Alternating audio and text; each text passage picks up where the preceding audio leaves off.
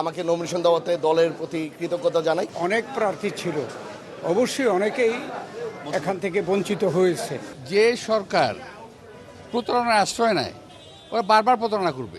আমরা আশা করি না কোনো বিদ্রোহী প্রার্থী হবে, হলে আমরা বুঝিয়ে শুনিয়ে তাকে লাইনে আনবো। গণতন্ত্র ছিল না অনেকদিন ধরে, গণতন্ত্রটা ফেরত আসছে। আমরা আশা করি ফেব্রুয়ারিতে নির্বাচন হবে, ফেব্রুয়ারিতে মানুষজন তার পছন্দের ক্যান্ডিডেটকে ভোট দিয়ে পাশ করার। আর অবশ্যই আমাকে নমিনেশন দেওয়াতে দলের প্রতি কৃতজ্ঞতা জানাই, কারণ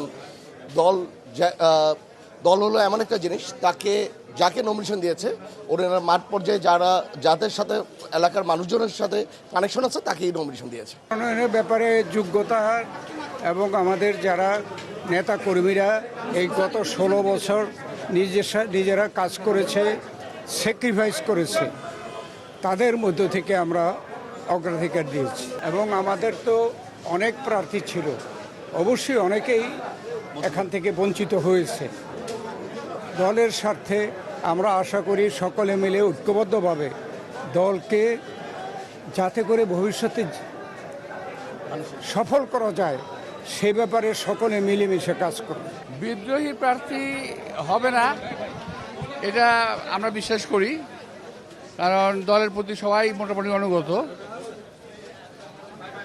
আর বিদ্রোহী প্রার্থী হওয়ার স্বাভাবিক কিছু না, হতেও পারে, তো ওটা আমরা ঠিক করে নেবো আস্তে আস্তে। 1991 সালে জামাত ইসলামের আমিরকে আমি জামানত বাজেয়াপ্ত করে দিয়েছিলাম আল্লাহর রহমতে। তা আল্লাহর রহমতে প্রার্থী তো অফকোর্স শক্তিশালী নিঃসন্দেহে, তবে এইটা হলো একটা নির্বাচন দেশের জন্য, দেশের মানুষের জন্য, দেশের জন্য। সুতরাং এখানে জামাত না বিএনপির বড় কথা না, বিষয় হলো দেশটাকে আমরা কোন দিকে নিয়ে যাচ্ছি।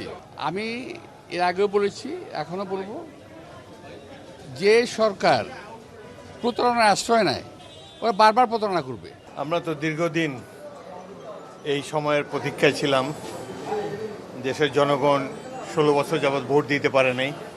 দীর্ঘদিন পর, অনেক ত্যাগ তিতিক্ষার পর, ছাত্র জনতা, রাজনৈতিক কর্মীদের মহাসংগ্রামের ফলে আবার একটা সুষ্ঠু নির্বাচনের সম্ভাবনা দেখা যাচ্ছে। আশা করি একটি সুষ্ঠু নির্বাচন হবে এবং অন্তর্বর্তীকালীন সরকার তাদের যে প্রধান দায়িত্ব একটি সুষ্ঠু নির্বাচনের ব্যবস্থা তারা করবেন, এটাই আমরা আশা করি।